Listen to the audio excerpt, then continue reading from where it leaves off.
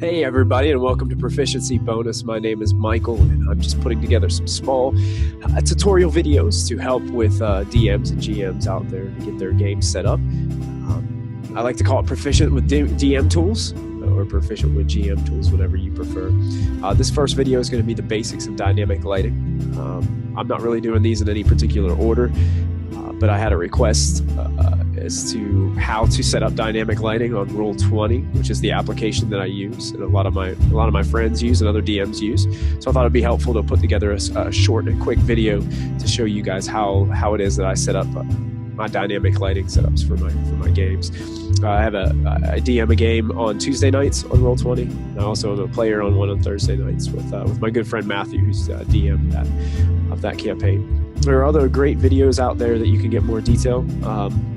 Roll20, their YouTube channel has a ton of great videos to show you how to set up dynamic lighting. My only critique on those is they're a little bit long. So if you have a little bit of time that you want to spend watching those videos, I'm sure there's probably a lot of things you can glean from those videos too. I'm going to just show you the basics and try to keep this video short because us DMs don't have a lot of time as it is.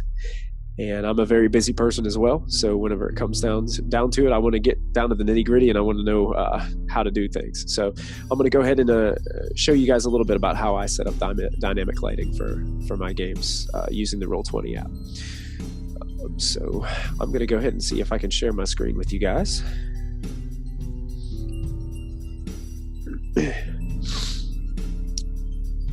So now on my screen, I've got the Roll20 setup here.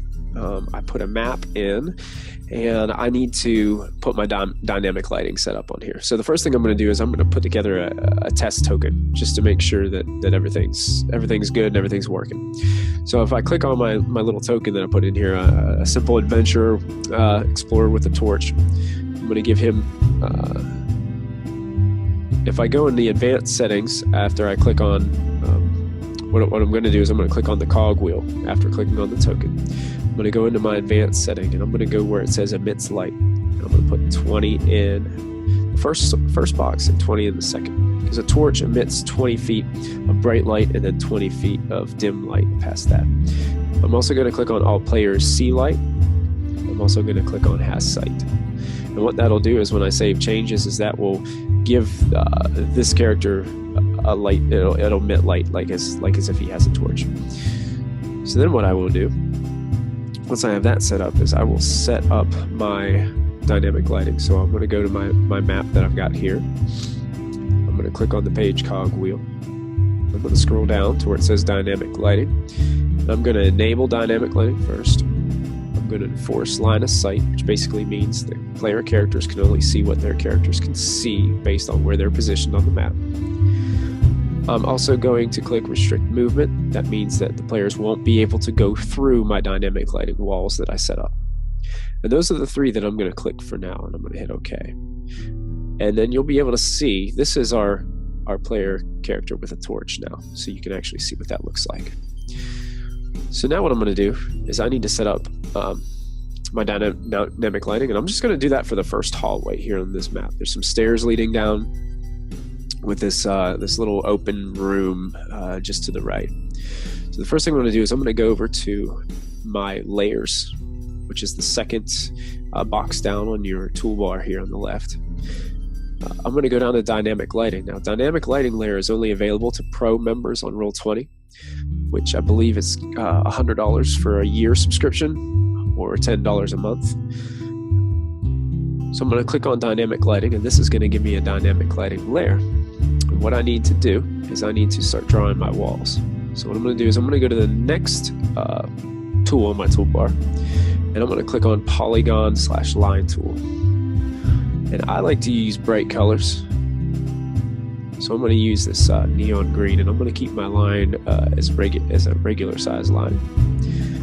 And I'm going to click on the start of this wall. I'm going to click, and you'll be able to see that I've zoomed in, and I'm actually going to click all the way down here at the end of this wall. And that will put a nice green line.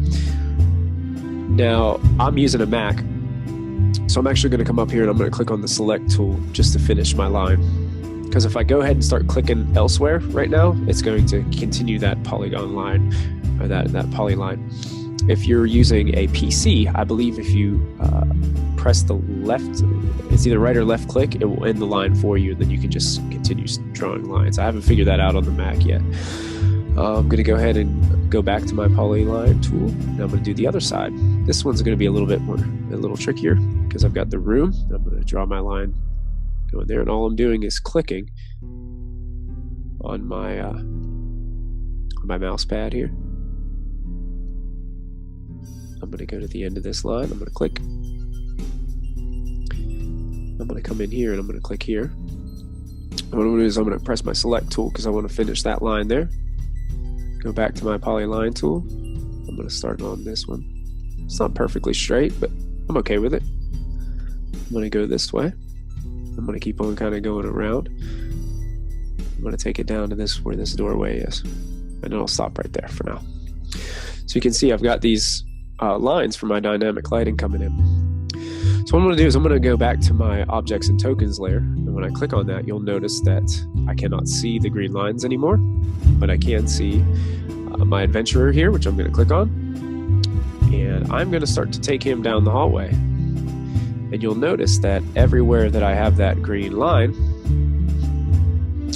is where the lighting will stop.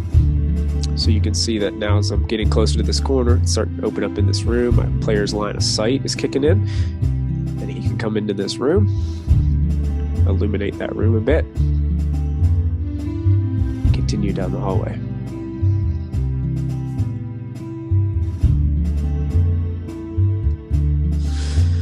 So you can see it's really not that complicated. It's not that hard.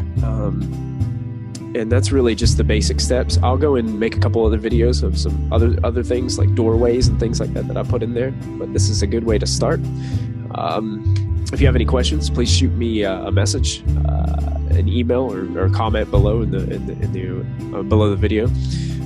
You can follow me on Twitter at Prof bonus. I'm on Twitter, and also we're always playing a game Tuesday night. We record those games and we post them right here on the Proficiency Bonus YouTube channel. So I hope you enjoy. I hope this helps, and I hope I kept it short enough that you guys will be able to go in and you guys will be able to watch it and be able to put together your own dynamic lighting setups in Roll20. So I hope that was good. I just want to encourage you to enjoy and adventure on. Thanks.